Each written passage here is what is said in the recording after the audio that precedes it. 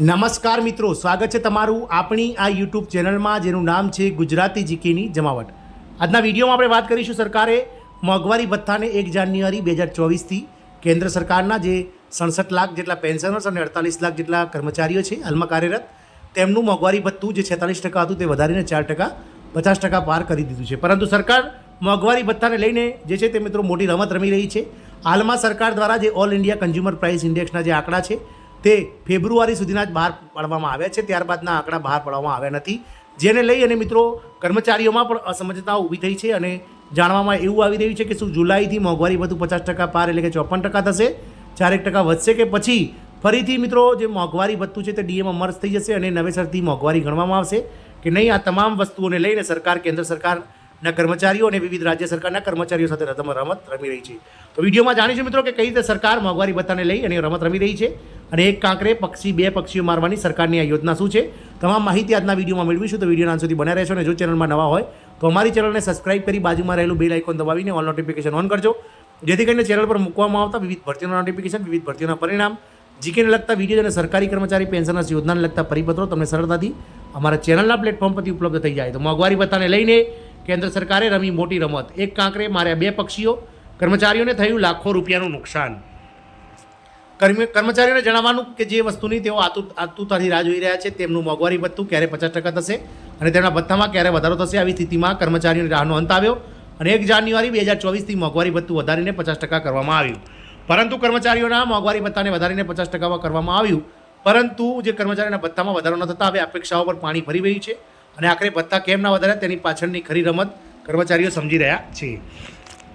તમને જણાવી દઈએ કે 50% ડીએ પછી કેટલાક વિભાગોએ ભથ્થામાં વધારો કર્યો છે, પરંતુ એવા ઘણા વિભાગો છે જે અલગ અલગ ભથ્થામાં વધારો નથી કરી રહ્યા। હવે આની પાછળની ખરી રમત કર્મચારીઓ સમજી રહ્યા છે। આનું કારણ શું છે? તો 1 જાન્યુઆરી 2024થી મોંઘવારી ભથ્થું વધારીને 50% કરવામાં આવ્યું છે, પરંતુ ભથ્થામાં વધારો કરવામાં આવ્યો નથી।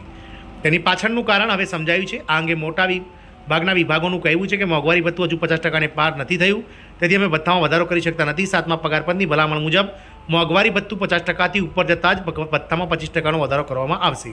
આ એક શબ્દ અપને કારણે આખો અર્થ બદલાઈ ગયો। આ એક શબ્દને કારણે તમામ વિભાગો કહે છે કે મોંઘવારી ભથ્થું 50% પર પહોંચી ગયું છે, પરંતુ વધી નથી, તેથી મોંઘવારી ભથ્થું વધારી શકાય તેમ નથી।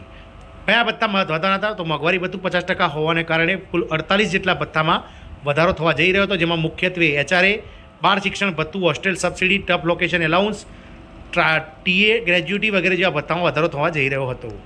25 લાખની ગ્રેજ્યુટી વધારાનો ઓર્ડર રદ કર્યો। મોંઘવારી ભથ્થું 50% થયા પછી ગ્રેજ્યુટીની મર્યાદા 20 લાખ રૂપિયાથી વધારીને 25 લાખ કરવામાં આવવાની હતી। એવી માહિતી માટે તમને જણાવી દઈએ કે ઈપીએફઓ દ્વારા એક ઓર્ડર જારી કરવામાં આવે છે, જેમાં ગ્રેજ્યુટીની મર્યાદા 20 લાખથી વધારીને 25 લાખ કરવામાં આવી હતી, પરંતુ થોડા દિવસો પછી ફરી એક આદેશ જારી કરવામાં આવ્યો અને અગાઉનો પરિપત્ર રદ કરવામાં આવ્યો હતો। સૂત્રો દ્વારા જણાવવામાં આવી રહ્યું છે કે મોંઘવારી ભથ્થું હજુ 50%થી ઉપર ન જવાના કારણે આમ કરવામાં આવ્યું છે। હવે સમજાયું કે મોંઘવારી ભથ્થું 50% હોવા છતાં કેમ ભથ્થાઓ ન વધાર્યા, હવે ભથ્થા ક્યારે વધારવામાં આવશે તેના કારણે કર્મચારીઓ સાથે ખેલ થવા જઈ રહ્યો છે। સરકાર રમત રમી રહી છે। જો કેન્દ્ર સરકાર મોંઘવારી ભથ્થાને બેઝિક સાથે મર્જ કરશે તો કર્મચારીઓનું બેઝિક તો વધશે જ, પણ મોંઘવારી ભથ્થું શૂન્ય થઈ જશે, જેના કારણે સરકાર એક કાંકરે 2 પક્ષી મારી શકશે। એક તરફ મૂળભૂત જે બેઝિક છે તેને મિત્રો ડીએમાં મર્જ કરવાથી તેને તાળીઓ મળશે, તો બીજી તરફ તે ભથ્થામાં 25% વધારો થવાથી બચી જશે, કારણ કે મોંઘવારી ભથ્થાને મર્જ કરવાથી ડીએ શૂન્ય થઈ જશે, જેના કારણે 7મા પગાર પંચની ભલામણનો અસરકારક રહેશે નહીં અને શૂન્ય થઈ જશે। 50%થી વધુ મોંઘવારી ભથ્થાની ઝંઝટ સમાપ્ત થશે।